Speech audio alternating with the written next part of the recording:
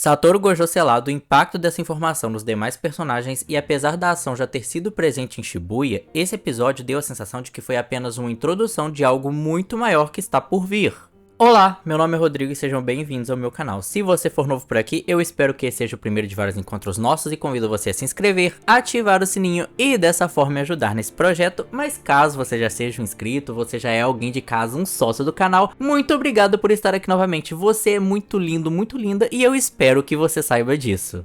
Eu entendo quem achou esse episódio informativo e menos empolgante que o anterior. No entanto, se pensarmos da maneira mais lógica, é necessário criar um aspecto de tensão em cima da saída do Gojo de cena. Não apenas por ser o mais forte, mas por ser alguém com muita influência, alguém responsável por outras pessoas como Itadori e o Yuta, citado até muitas vezes como alguém que tem caprichos e egos ali instaurados, mas principalmente por ser uma presença que por si só impede que maldições de nível mais alto ou pessoas perigosas tentem fazer alguma coisa, como visto no gancho deixado pelo episódio. E essa situação vai além, pois como dito nesse episódio, sem o Satoru é como se houvesse um equilíbrio de forças entre as maldições e os feiticeiros nesse momento. A notícia do selamento foi passada pelo Mekamaru, que programou uma condição de depois que o Gojo fosse selado, de deixar aquela gravação falando sobre tudo o que estava acontecendo. Para evitar riscos, ele só conseguiu levar aqueles bonecos para 3 lugares, e um deles o Itadori, pois o Yuji é alguém que é menos provável de vazar informações segundo ele. Pelo que entendi, a Mei Mei e o Itadori estão na estação de Meiji para que o Yuji não estivesse em Shibuya. E aí fica meio óbvio que há uma questão de que é o Sukuna, o hospedeiro do Sukuna, mas também o grande escalão do mundo Jujutsu e suas arbitrariedades. Mas há alguns questionamentos interessantes que podem ser feitos.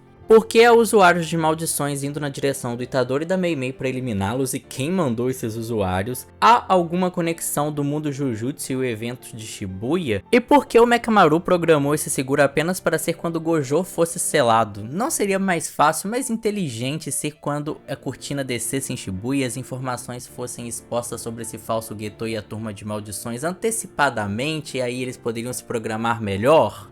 E falando nesse falso Geto, que teve uma reação física muito interessante, muito estranha, um auto-enforcamento, uma reação que não havia ocorrido antes, e não sei até onde é plausível dizer, mas se a teoria do Mahito sobre a alma existir e fazer parte do corpo, assim como a habilidade desse falso Geto de ter as memórias do corpo fluindo para ele, do seu antigo hospedeiro, seria essa reação a memória instintiva natural do Geto para tentar ajudar o Gojo naquele momento? Essa cena, assim como a adaptação desse episódio, foi um pouco diferente do mangá, mas passou bem a ideia, a proposta e abriu margem para o questionamento em relação às maldições, às técnicas e a individualidade de cada uma delas causando impactos diferentes. Itadori correndo para Shibuya para falar o que aconteceu, Gojo selado, só que dentro daquela caixinha o tempo físico não passa e processar as informações do Gojo parece não ser nada fácil, por isso esse cubo se tornou extremamente pesado e incapaz de ser carregado pelas maldições. Sendo bem sincero, eu não entendi se ele fez alguma coisa ali dentro ou só sua presença fez com que essa caixinha ficasse super pesada. Entretanto, cada maldição ali, com exceção desse Geto falso, tem um objetivo. O Chozo é vingar os irmãos. O Jugo é matar o Itadori. Da mesma maneira que o Mahito parece se interessar por matar o Itadori também. Há um questionamento ali relacionado ao fato do Sukuna poder ou não ser um aliado, caso ele volte. Eu entendi que essas maldições elas não têm um senso de grupo, um senso coletivo muito bem calibrado, mas de certa forma entendem uns aos outros por saberem que possuem uma natureza de seguirem seus caminhos e desejos sem falsidade. Falsidade talvez nem seja a melhor definição, eu diria sem julgamentos. O Sukuna era uma outra cartada que o falso Geto tinha caso aquele selo não funcionasse, e esses questionamentos surgiram pelo motivo de que, será que o Sukuna não seria algo que desequilibraria esta ordem, entre aspas, que eles possuem ali entre eles mesmos? Os outros 3 saem para caçar o Itadori, o Geto fica ali vigiando o reino da prisão, e aquelas 2 garotinhas que foram salvas pelo Geto lá naquele flashback aparecem rapidamente e dão a entender que foram chantageadas e enganadas por uma falsa promessa de que o mestre delas estaria de volta.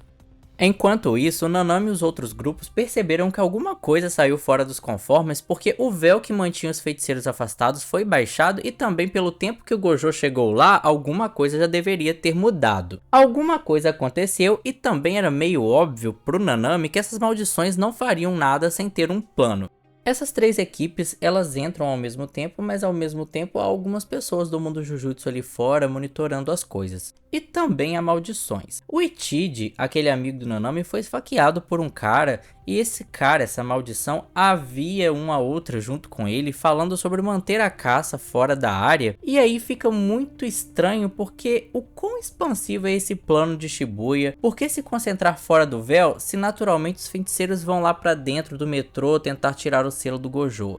Fica a dúvida. O Itadori, ele conseguiu avisar o Nanami do ocorrido gritando de um prédio e eu fiquei pensando em como ele não atraiu nenhuma maldição com essa gritaria, sorte dele. Eles se encontram a situação informada e não apenas maldições estão com esse falso Geto, usuários de maldições ligados a ele também. Será que aquelas pessoas que apareceram no final do episódio são alguns desses aliados ou só são pessoas se aproveitando da ausência do Gojo como eu citei no começo do vídeo? Se for o segundo caso, a previsão do Nanami para o caos que aquilo pode se tornar é quase certeza de se cumprir e os feiticeiros ali precisarão dividir a atenção com vários problemas. De forma geral, esse não foi um episódio que se destaca com a ação, teve até seus lampejos com Itadori, teve a sua dose de visceralidade quando Ichiji foi esfaqueado, mas nada que realmente fosse o foco, pois o foco aqui é na construção da tensão. E de fato, esse episódio construiu de forma muito eficaz a ideia de que a sobrevivência dos humanos no Japão é um risco nesse momento.